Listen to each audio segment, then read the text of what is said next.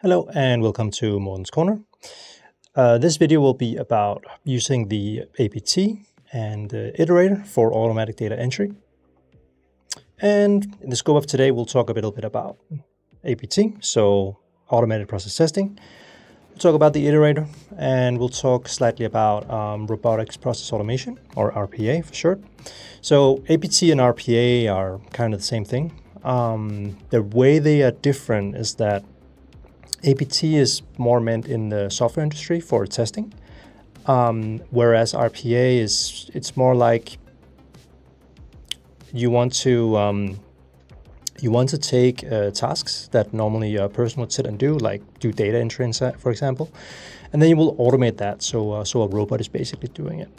One is for system testing, and the other one is a little bit more broad. You can actually use it, in your daily work or on your shop floor or whatever. But you can of course accomplish both things in ClickLearn. Iterator. The iterator is meant as a kind of a scenario tool where you can repeat the same process multiple times, and you can add data A, B, C, D, all the same way, right? So you have a process you go through, and then you run through the first scenario, then it goes through the whole process again for the second scenario, and so on. So let's go ahead and make an automated process testing project.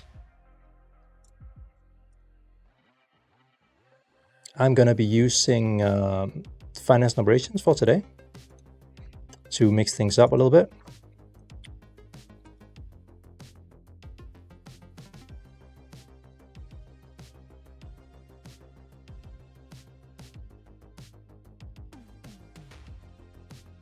All right.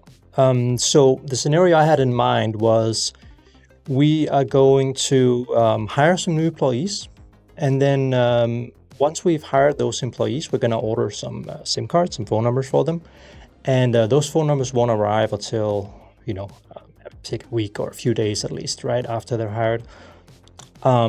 So once we have those phone numbers, we have to go and attach those phone numbers to said employees. So for that, I'm going to make 2 recordings, and I'm going to tie them. Up in an APT project. So let's go ahead and do the first recording here.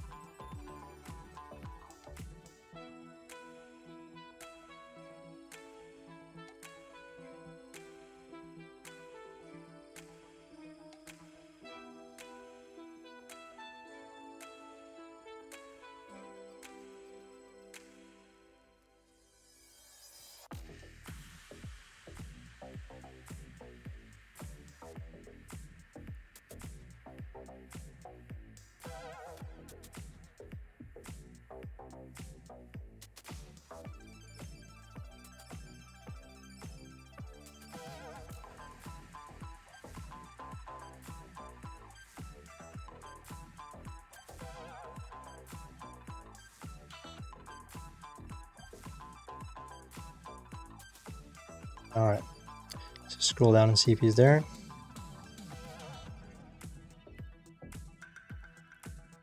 There he is. Cool. So that will conclude our first recording.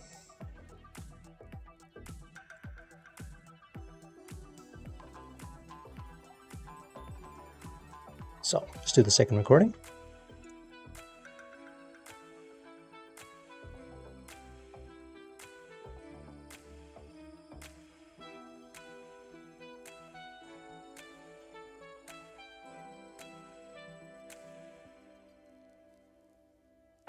I'm going to take it all the way from the main page here.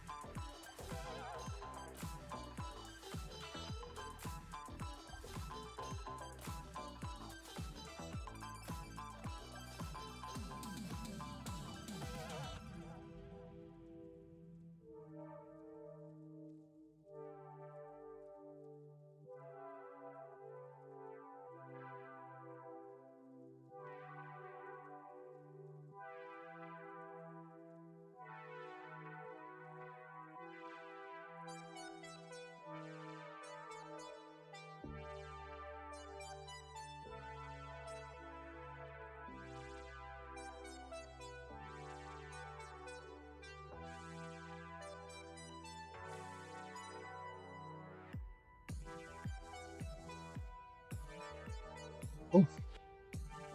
So that's that.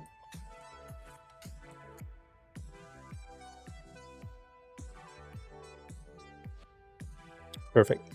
So let's build our first test.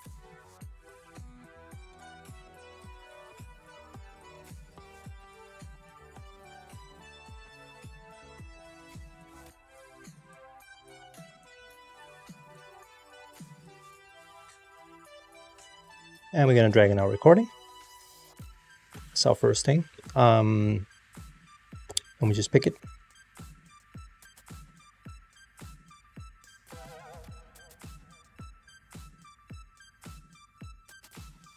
We want to come into the data view and we want to assign the data points.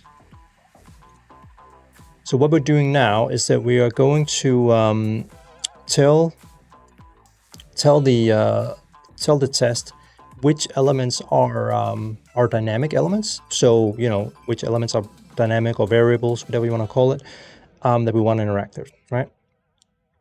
So this one, that's his first name.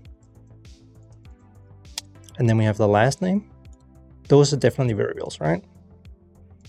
Here we go. Cool. That's that.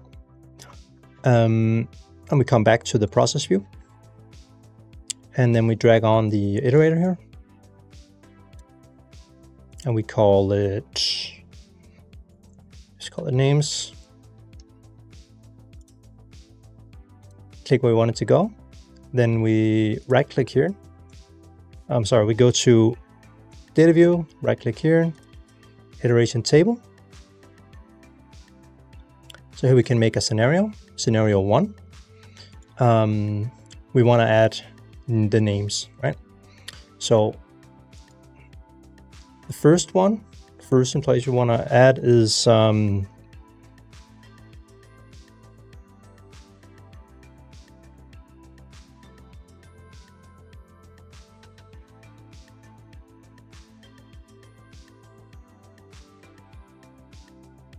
that's Janet there. And then we'll add an extra scenario, so we can add one more.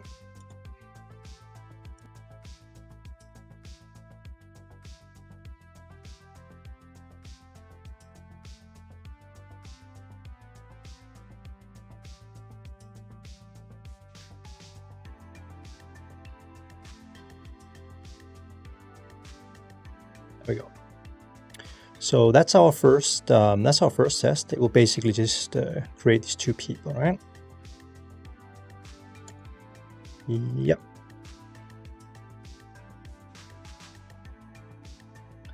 So let's go ahead and add a second test. Then we'll be adding the phone numbers.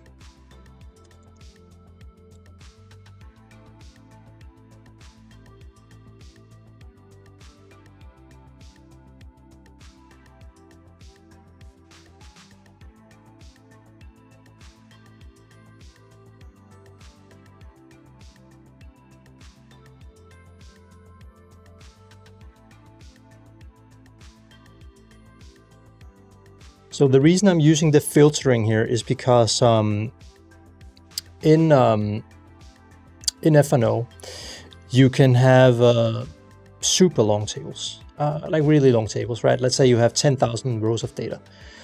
When you click on workers, let's say you have 10,000 workers loading, that will take forever. So what Microsoft does is that they make sure that you only load like the first visible part, which makes the system snappy, all right?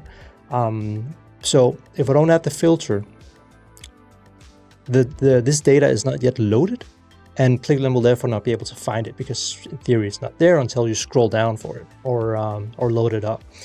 That's why I'm using the filter. So I'm going to make the filter a variable as well in our situation here, and we'll call it filter. Then we have the name, of course. That's a variable. And we want to just look for the name up here. We'll just call it what the column is here, right? So, because the personnel number, that is unique. So I don't want them to look for that. I don't want it to look for the alias, just nameless. That'll be fine. There could be a scenario where we have two people with the same name.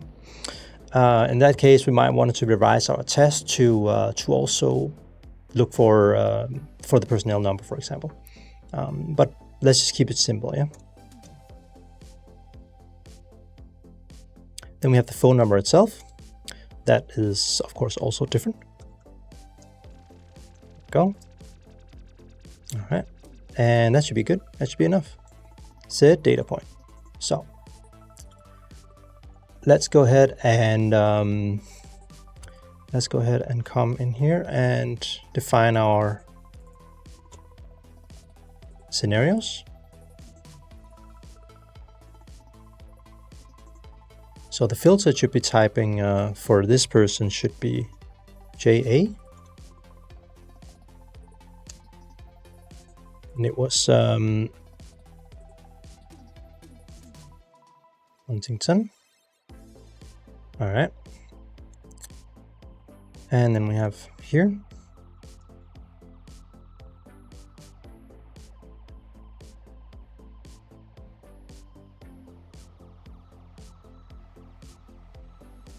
His phone number should be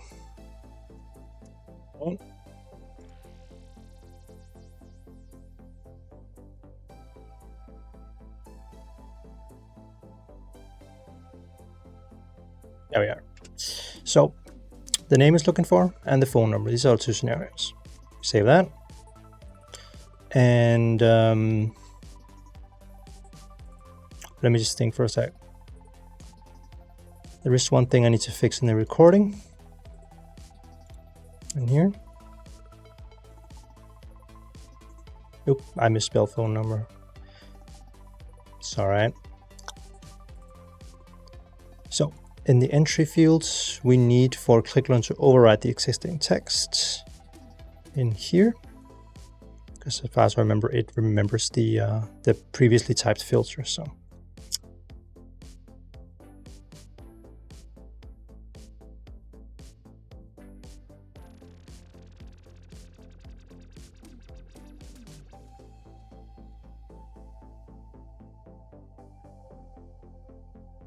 be fine. All right, let's try to run the first test where we're adding the employees.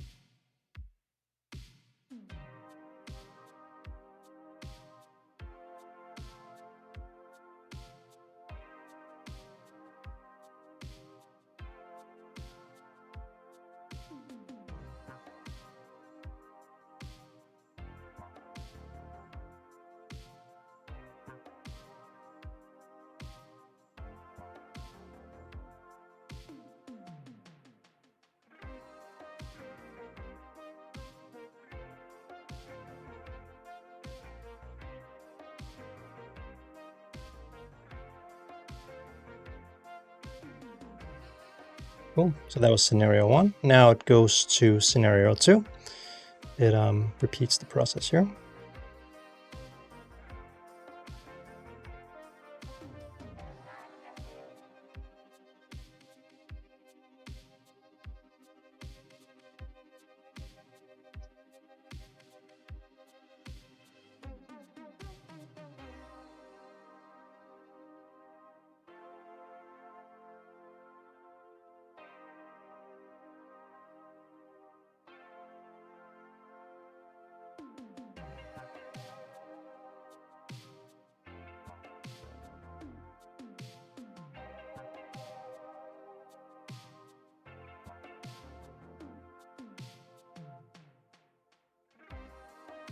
So here it comes up with a just with a log for our test, and we can see that there's been some keyboard inputs for the different scenarios.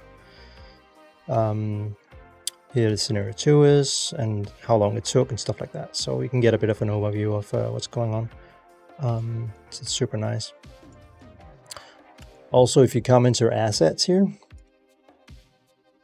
you can see the tests run in here. Here we can see our test run. And this will give me, you know, screenshots. It will give me detailed log files about like what's been happening and stuff. It's quite nice if you make like a very repetitive test that is going to run like overnight to stress test a new system or whatever. You can come back in the morning and see what's been going on. So it's definitely helpful to have these logs. Let's go run the other one and let's see what happens here.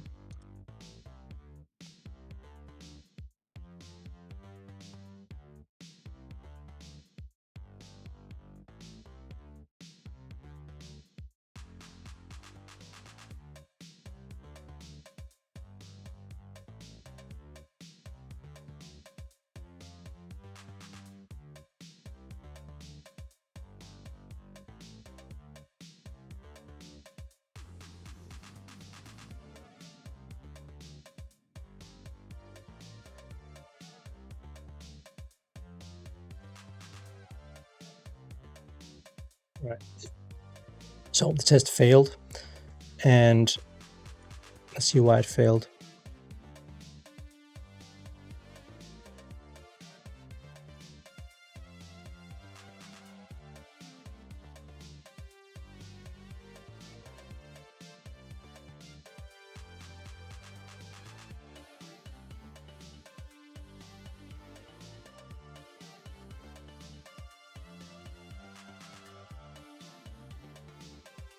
So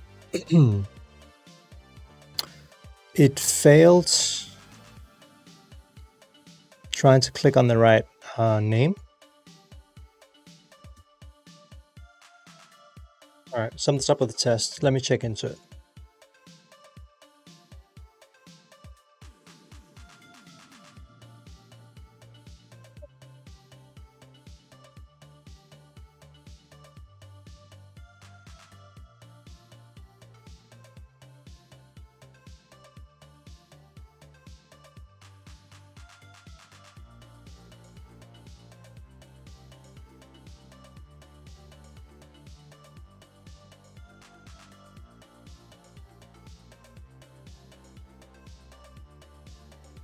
I misspelled her name. It's 2 T's. There we go. I should do it.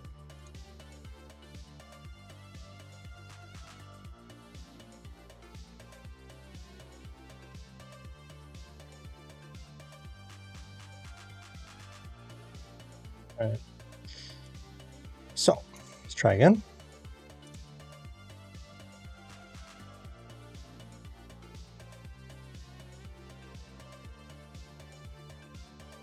There we go.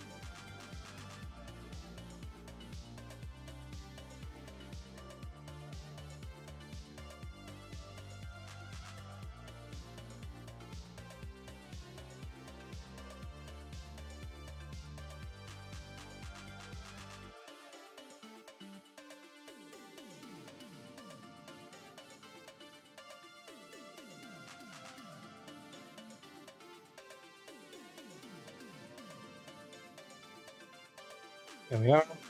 Now it should be typing mobile and then adding the number, right? Mm-hmm.